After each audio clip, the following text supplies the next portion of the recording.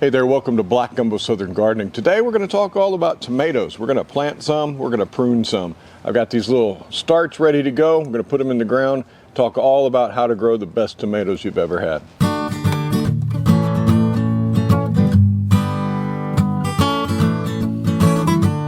Tomato plants are the most popular backyard gardening crop in North America, by far. And all you have to do is go to Home Depot or Lowe's or any hardware store in the springtime, and you see the tomato starts are out there. There's more tomato starts than just about anything else. They're really popular and they're really delicious. When you grow your own, it's satisfying, it's rewarding, and so I'm here to show you what I'm going to do this year to grow tomatoes. Now, I start tomatoes from seed, and I also buy starts when the price is right. You can do both. If you start seeds indoors, you want to do that 6 to 8 weeks before your average last frost date. Well, that usually works. My average last frost date is March the 1st, but we had some pretty cold weather come after our average last frost date, and my seedlings did not get hardened off soon enough. They were a little bit stunted inside the house because the room where they were, it gets cold. So they're outdoors now. They're not ready to plant yet. So I'm going to have to plant them later and hope that we don't come up against the hot summer with that particular bunch of tomatoes. They don't look real great. That's gardening. That's how it goes. But I do have these starts that look great. I got these at a local supplier for $1.50 each. Can't beat that when the Bonnie plants are like $4 or $5 right now. Why not grow the $1.50 starts when they're ready to go in the garden? Here's two tomato plants, very healthy plants. Can you tell the difference between the two? They are different varieties, but they're also different types. Here's one of the things you got to know when you grow tomatoes. You have a determinate tomato and you have an indeterminate tomato. And basic tomato 101 is that a determinate tomato is more like the bush habit, the bush type. It'll grow up to a certain height, it'll bear its fruit all at once or maybe in a few flushes of fruit, and then it's done. It is predetermined how much fruit this will bear, and once it fruits and you get your good tomatoes off of it, it's done. Take it out, put something else in. That's a determinate. An indeterminate, look, they look exactly the same at this point. An indeterminate is a vining type. They need to be trellised, they need to be pruned, and they need to be pruned heavily to keep them in check, or they'll go crazy jungly on you. The indeterminate type will keep producing until something kills it, either you or the weather or disease. It will keep growing, it will keep producing, and it will give you tomatoes constantly. That's an indeterminate type. A little bit more work. So if you grow an indeterminate type, you got to know ahead of time what you're going to do to keep that plant going. This one is a Cherokee Purple, one of my favorites, and Cherokee Purple is in fact an indeterminate and will grow and grow and grow. Let's go plant some of these. I'll be planting these in my third bed over here. According to my plan, I'm going to have 4 tomato plants here, and down at that end I'm going to have my Edox cherry tomato plants down on that end when they're ready to go in. Currently there are leeks there. Those might have to come out. I'll just plant around them for now. I like to space my indeterminates. All 4 of these are indeterminates. I like to space them at least 3 feet apart. The biggest mistake I see gardeners make with tomato plants is putting them far too close. These things will get enormous. So let me find my trowel and we're going to plant these. What I like to do is amend my hole with a slow release organic fertilizer. I've done this for years, and you've seen me use Dr. Earth's in the past. But first, dig you a hole about the same size as your root ball. And I'm going to pull out some of this nutsedge down in here. Man, I hate that stuff. And I'm going to fertilize. This year I'm going to use this all-purpose Ivy Organics all-purpose fertilizer. It's a 333. It's got azomite in it. It's got all kinds of macronutrients, and I'm just going to dust a little in there. I'm going to stir it around, and this will help feed my tomato plant. Get it off to a good start.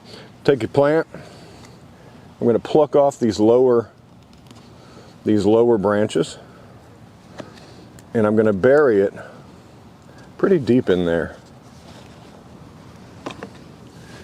And that's how easy it is to grow tomatoes, folks. It's not hard.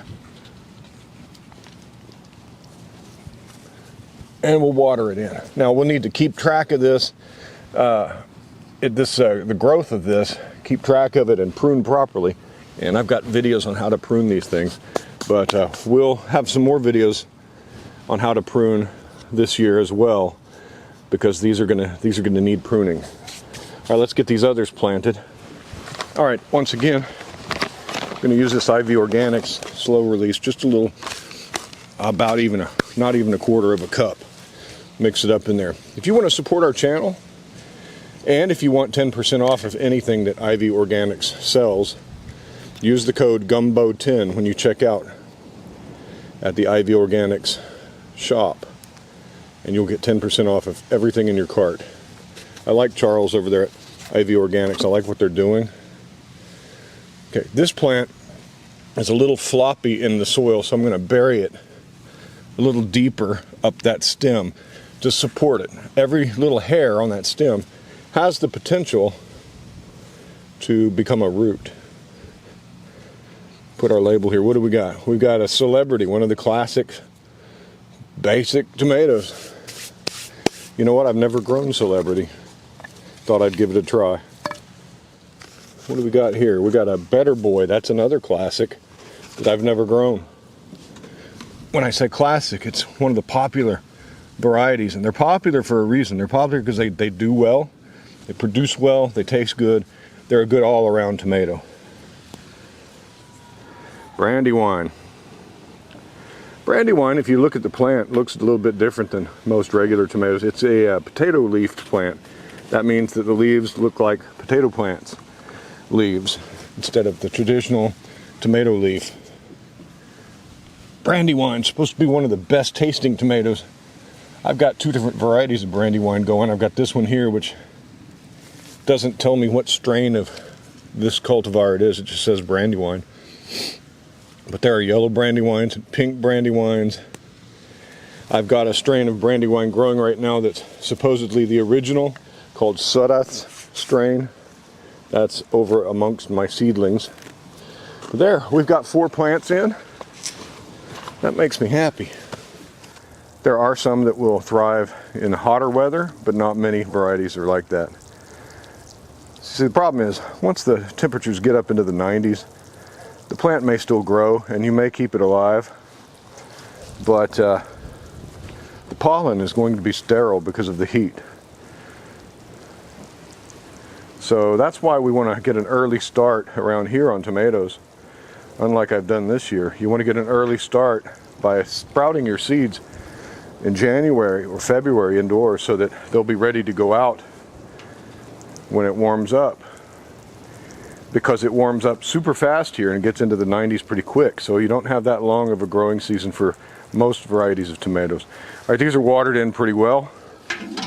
I'll leave my can here to remind me to water these again tomorrow. Let's talk about pruning tomatoes, because it's not just planting them. This is an indeterminate tomato plant, and you can tell. I don't know if you can tell. Let me show you. Let me bring you in here closely. All right, look at this. You see how many vines there are in here? This thing has way too many main vines.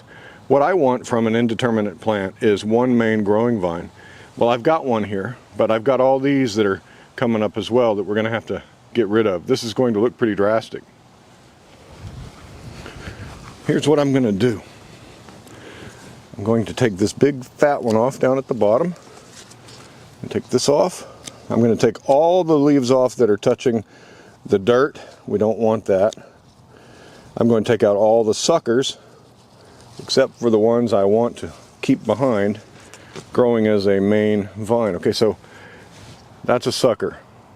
That will grow into another main vine. We want to either pinch them out, like this one here. Can you see that's a sucker? Here's the main vine, here's a leafing branch. The suckers come out from that crotch right there. And those grow into whole nother plants, kind of whole another vines like this over here. Well, we don't want that. I don't want that. I want a single main vine, and I want all my suckers to be pinched out or cut out. Here's a good example of here where the flowers are. Main vine, leafing branch, and a sucker that's getting huge. Don't need that.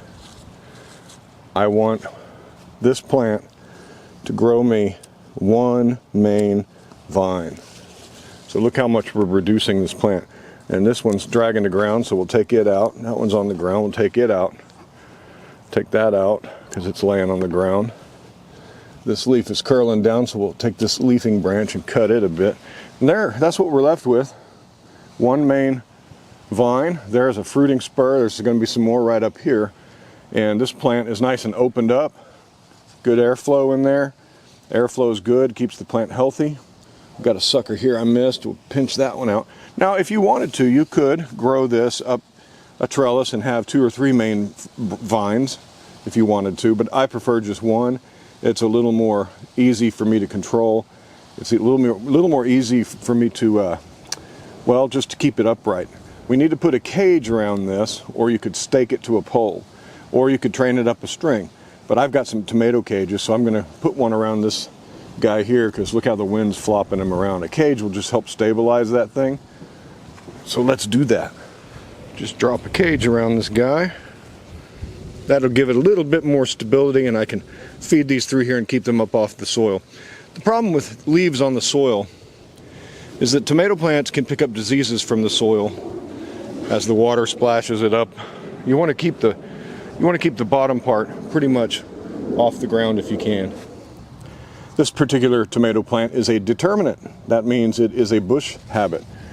That means we don't need to go in and prune off suckers and prune for shape. We want this to grow as many suckers as possible because it's only got so much time before it dies. It's only got so much potential in it. It's got a determined amount of fruiting that it's going to do. Therefore, we just want it to grow up as a bush habit. And all we want to do for pruning on these determinate bush types is keep the base clear. And if you get too many of these leafing branches and you start seeing some discoloration or something, you can trim some of the leafy branches out of there to let the sunlight get down into the whole plant. But for the most part, if you just didn't do anything to that, it would produce for you anyway. Determinate varieties, yeah, they're worthwhile. So why do you keep your plant pruned to one single vine if it's an indeterminate tomato plant? Well, you don't have to. You can go 2, 3, 4. You can let the plant sprawl. But the problem with tomatoes is they have been bred so much. They're so finely tuned and so finely bred that most of their wild vigor has been bred out of them, and they're no longer able to live without your intervention. So I like that one vine because it gives me the opportunity to get sunlight to all the leaves, and it allows me to keep the leaves, to see what I'm doing. It allows for good airflow so that diseases and bacteria and viruses don't attack your tomatoes, and they will, trust me. I've had wilt, I've had all kinds of viruses, I've had all kinds of bacterial problems in my tomatoes. If you've got one single vine, the plant is just easier to work with, it's easier to maintain, it's easier to see what's going on in the plant. It opens the plant up to good airflow, which reduces your chances for bacterial and fungal diseases. Just one single vine, that's what I like. If you want to go more, go for it, try it. But one single vine is kind of the wisdom of the tomato growers. It's easier that way. Here's another awesome thing about tomatoes and how easy they are to grow. These are pink brandywines. And these tomatoes I started right here by just sprinkling some seeds into this soil and covering them over about 1/4 of an inch and watering them. I'm going to put a few seeds in here, just a few, and that's enough. I started these outdoors. You didn't have to have grow lights. I didn't have to have any kind of equipment. I just put seeds in the soil. And now we're going to leave 1 or 2 of them in here, but I'm going to transplant some of these and take them elsewhere. So I'm just going to gently lift these seeds out, these seedlings, and I'm going to tease them out of their soil. And there we go. Now I'm going to put a hole in my soil here, drop that in, and we've just transplanted a tomato plant, a brandywine of all things. I'm going to do that with a couple others. I'm just going to gently lift them out. Now you can tease their roots apart real easy like. You're not going to hurt them. They want to grow for you. It's real easy to divide these. And I'm going to just put a hole with my finger, drop that in there, shove it down in, and there's a Brandywine transplanted. Got to make some labels so don't forget what these are. That one's got some bug damage. That one's looking healthy. Right down in the hole. Brandywine is an indeterminate variety. Doesn't give prolific amounts of fruit, but it does give some. And the ones that it gives are supposed to be among the best fruits in the entire tomato world. So I like growing Brandywine. Fun. All right, so we'll leave these there. They've been living here in this little pot. We'll just leave those there so we know what we have. The two that we have that are busted out here, we'll bury them again right where they grew, and they'll do fine. They might look a little stressed having their roots messed with, but they'll grow right there. All right, let's give these some water. Anytime you transplant something, make sure you water it. Water it in really well. We've been keeping these alive quite successfully just with the watering can. Every other day, every 3 days, when it's warm outside, usually is enough.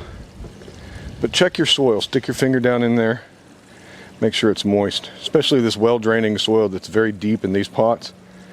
Most of that moisture is going to work its way down to the bottom, and as you saw when we pulled those little tiny tomato seedlings out of there, their roots were only a couple inches long.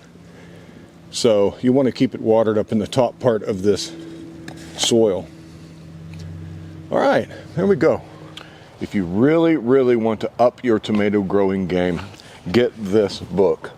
You will not be sorry. This is Craig LaHoulier, and he's got a YouTube channel, NC Tomato Man. He's not real active on YouTube, but he's got some good videos there. But this is the tomato book. It's well illustrated, and it talks about everything you need to know about growing tomatoes. This is the tomato book. I strongly recommend it. If you want to know everything there is to know about growing tomatoes, it's all in here, every bit of it. Also, this is not a must-have book, but if you're really into tomatoes, this is a great book too. The Tomato in America, Early History, Culture, and Cookery. Did you know that in the early days of America, tomatoes were thought to be poisonous and people didn't cook with them? Yeah, that changed pretty quickly though, and this book tells you all about it.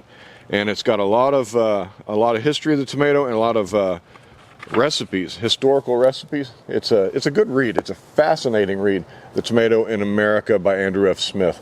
I have no affiliation with either one of those authors. I get nothing if you buy the book except the satisfaction of knowing that you're reading some good stuff. So yeah, readers are leaders, that's what they say, right? Learn how to grow tomatoes with those two books and you won't be sorry. Tomatoes are that easy. They're really that easy to grow. You just put some seeds in the ground and you watch them grow. Give them a little care, a little pruning here and there, and you'll be eating some of the finest tomatoes you've ever had. Listen, if you need a source for some good seeds, some quality seed, check out Seeds for Generations. Use my link down below and you'll be supporting our channel. Seeds for Generations is a great family-run business. They are recovering from a fire, but I think they're back up into operations now. And yeah, go support Seeds for Generations. Hey, thanks for joining me today on Black Gumbo Southern Gardening, talking about tomatoes, enjoying planting tomatoes and pruning tomatoes, and yeah, tomatoes, you can't beat them. Happy gardening to you. We'll talk to you next time. Bye-bye.